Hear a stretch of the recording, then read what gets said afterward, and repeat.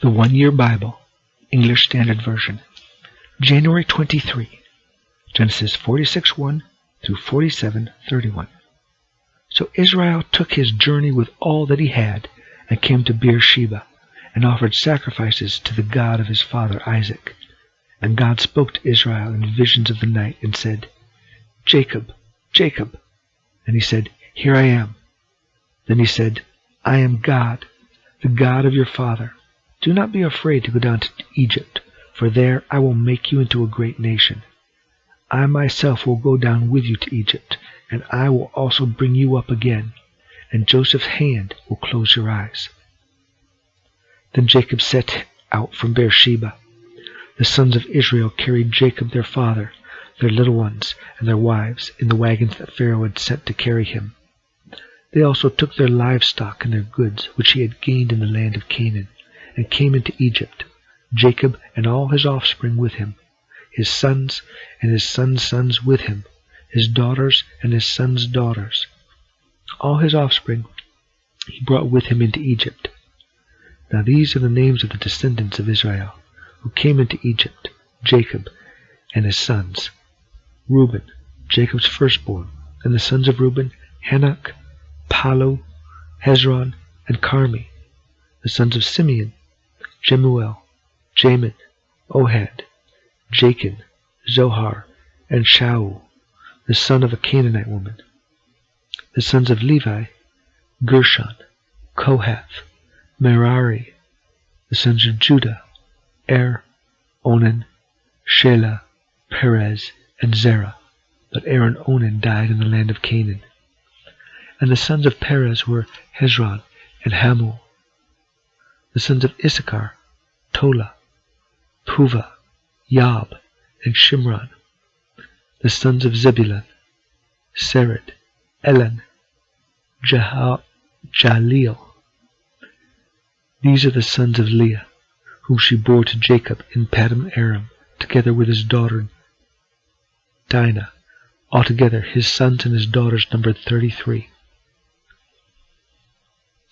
The sons of Gad, Ziphion, Haggi, Shuni, Esban, Eri, Aradi, and Areli. The sons of Asher, Imnah, Ishva, Ishvi, Beriah, with Sarah, their sister, and the sons of Beriah, Heber, and Melchiel. These are the sons of Zilpah, whom Laban gave to Leah his daughter, and those she bore to Jacob, 16 persons. The sons of Rachel, Jacob's wife, Joseph and Benjamin.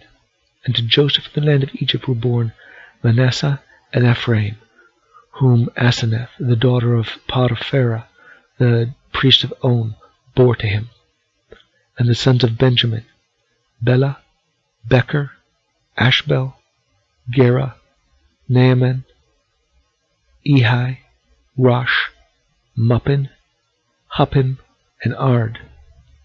These are the sons of Rachel who were born to Jacob, 14 persons in all.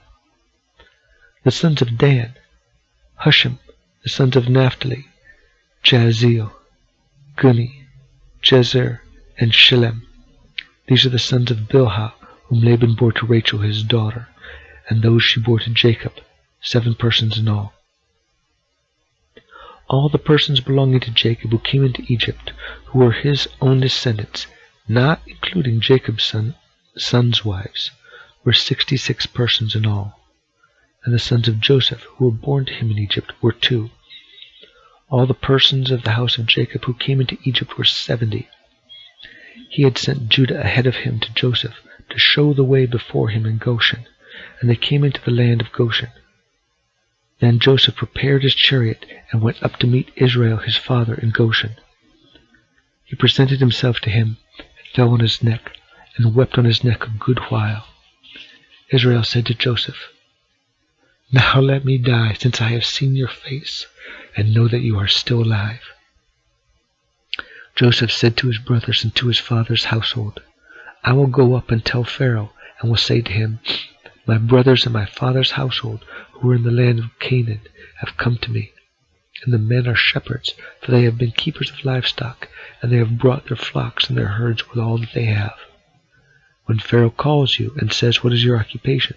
You shall say, Your servants have been keepers of livestock from our youth, even until now, both we and our fathers, in order that you may dwell in the land of Goshen. For every shepherd is an abomination to the Egyptians. So Joseph went in and told Pharaoh, My father and my brothers, with their flocks and herds, and all that they possess, have come from the land of Canaan, and they are now in the land of Goshen. And from among his brothers he took 5 men and presented them to Pharaoh. Pharaoh said to his brothers, What is your occupation? And they said to Pharaoh, Your servants are shepherds, as our fathers were. They said to Pharaoh, We have come to sojourn in the land, for there is no pasture for your servants' flocks, for the famine is severe in the land of Canaan. And now, please let your servants dwell in the land of Goshen. Then Pharaoh said to Joseph, Your father and your brothers have come to you. The land of Egypt is before you. Settle your father and your brothers in the best of the land. Let them settle in the land of Goshen. And if you know any able men among them, put them in charge of my livestock. Then Joseph brought in Jacob his father, and stood him before Pharaoh. And Jacob blessed Pharaoh. And Pharaoh said to Jacob, How many are the days and the years of your life? And Jacob said to Pharaoh, The days of the years of my sojourning are 130 years. Few and evil have been the days of the years of my life, and they have not attained to the days of the years of the life of my fathers in the days of their sojourning. And Jacob blessed Pharaoh, and went out from the presence of Pharaoh. Then Joseph settled his father and his brothers, and gave them a possession in the land of Egypt, in the best of the land, in the land of Ramesses, as Pharaoh had commanded. And Joseph provided his father, his brothers, and all his father's household with food according to the number of their descendants. Now there was no food in all the land, for the famine was very severe, so that the land of Egypt and the land of Canaan languished by reason of the famine. And Joseph gathered up all the money that was found in the land of Egypt and in the land of Canaan in exchange for the grain that they bought. And Joseph brought the money into Pharaoh's house. And when the money was all spent in the land of Egypt and in the land of Canaan, all the Egyptians came to Joseph and said, Give us food. Why should we die before your eyes? For our money is gone. And Joseph answered, Give your livestock, and I will give you food in exchange for your livestock, if your money is gone. So they brought their livestock to Joseph, and Joseph gave them food in exchange for their horses, the flocks, the herds, and the donkeys. He supplied them with food in exchange for all their livestock that year. And when that year was ended, they came to him the following year, and said to him, We will not hide from my lord that our money is all spent. The herds of livestock are my lord's. There is nothing left in the sight of my lord but our bodies and our land. Why should we die before your eyes, before we and our land? Buy us and our land for food, and we with our land will be servants to Pharaoh, and give us seed that we may live and not die, and the land may not be desolate. So Joseph bought all the land of Egypt for Pharaoh, for all the Egyptians sold their fields because the famine was severe on them. The land became Pharaoh's. As for the people, he made servants of them from one end of Egypt to the other. Only the land of the priests he did not buy, for the priests had a fixed allowance from Pharaoh and lived on the allowance that Pharaoh gave them. Therefore, they did not sell their land. Then Joseph said to the people, Behold, I have this day brought you and your land for Pharaoh. Now, here is seed for you, and you shall sow the land, and at the harvest you shall give 1/5 to Pharaoh, and 4/5 shall be your own, as seed for the field, and as food for yourselves and your households, and as food for your little ones. And they said, You have saved our lives. May it please my lord, we will be servants to Pharaoh. So Joseph made it a statute concerning the land of Egypt, and it stands to this day, that Pharaoh should have the 5th. The land of the priests alone did not become Pharaoh's. Thus Israel settled in the land of Egypt and the land of Goshen, and they gained possession in it, and were fruitful and multiplied greatly. And Jacob lived in the land of Egypt 17 years. So the days of Egypt, the years of his life, were 147 years. And when the time drew near that Israel must die, he called his son Joseph and said to him, If now I have found favor in your sight, Put your hand under my thigh and promise to deal kindly and truly with me. Do not bury me in Egypt, but let me lie with my fathers. Carry me out of Egypt and bury me in their burying place." He answered, "I will do as you have said." And he said, "Swear to me." And he swore to him. And Israel bowed himself upon the head of his bed. Matthew 15, verses 1 through 28. Then Pharisees and scribes came to Jesus from Jerusalem and said, "Why do you disciples break the tradition of the elders? Why do your disciples break the tradition of the elders? For they do not wash their hands when they eat." He answered them, "And why do you break the commandment of God for the sake of your tradition?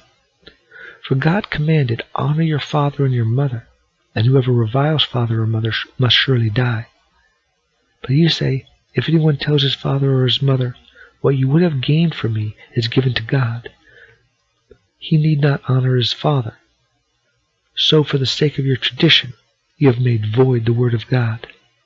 You hypocrites, well did Isaiah prophesy of you when he said, 'This people honors me with their lips, but their heart is far from me. In vain do they worship me, teaching as doctrines the commandments of men.'" And he called the people to him and said to them, "Hear and understand. It is not what goes into the mouth that defiles a person, but what comes out of the mouth that defiles a person." Then the disciples came and said to him, "Do you know that the Pharisees were offended when they heard this saying?" He answered, "Every plant that my heavenly Father has not planted will be rooted up. Let them alone. They are blind guides, and if the blind lead the blind, both will fall into a pit." But Peter said to him, "Explain the parable to us." And he said, Are you also still without understanding? Do you not see that whatever goes into the mouth passes into the stomach and is expelled? But what comes out of the mouth proceeds from the heart, and this defiles a person. For out of the heart come evil thoughts, murder, adultery, sexual immorality, theft, false witness, slander.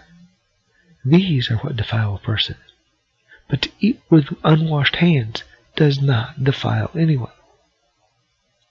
And Jesus went away from there and withdrew to the district of Tyre and Sidon. And behold, a Canaanite woman from that region came out and was crying, "Have mercy on me, O Lord, Son of David. My daughter is severely oppressed by a demon." But he did not answer her a word. And his disciples came and begged him, saying, "Send her away, for she is crying out after us." He answered, "I was sent only to the lost sheep of the house of Israel." But she came and knelt before him, saying, "Lord, help me." And he answered, "It is not right to take the children's bread and throw it to the dogs." She said, "Yes, Lord, yet even the dogs eat the crumbs that fall from their master's table." Then Jesus answered her, "O woman, great is your faith. Be it done for you as you desire." And her daughter was healed instantly. Psalm 19, verses 1 through 14. To the choir master, a psalm of David. The heavens declare the glory of God, and the sky above proclaims his handiwork. Day to day pours out speech, and night to night reveals knowledge. There is no speech nor are there words whose voice is not heard. Their voice goes out through all the earth, and their words to the end of the world. In them he has set a tent for the sun, which comes out like a bridegroom leaving his chamber, and like a strong man runs its course with joy. Its rising is from the ends of the heavens, and its circuit to the end of them. There is nothing hidden from its heat. The law of the Lord is perfect, reviving the soul. The testimony of the Lord is sure, making wise the simple. The precepts of the Lord are right, rejoicing the heart. The commandment of the Lord is pure, enlightening the eyes. The fear of the Lord is clean, enduring forever. The rules of the Lord are true and righteous altogether. More to be desired are they than gold, even much fine gold, sweeter also than honey and drippings of the honeycomb. Moreover, by them is your servant warned. In keeping them there is great reward. Who can discern his errors? Declare me innocent from hidden faults. Keep back your servant also from presumptuous sin, and let them not have dominion over me. Then I shall be blameless, and innocent of great transgression. Let the words of my mouth and the meditation of my heart be acceptable in your sight, O Lord, my rock and my redeemer. Proverbs 4, verses 14 through 19. Do not enter the path of the wicked, and do not walk in the way of the evil. Avoid it, do not go on it. Turn away from it, and pass on, for they cannot sleep unless they have done wrong. They are robbed of sleep unless they have made someone stumble. For they eat the bread of wickedness, and drink the wine of violence. But the path of the righteous is like the light of dawn, which shines brighter and brighter until full day. The way of the wicked is like deep darkness. They do not know over what they stumble.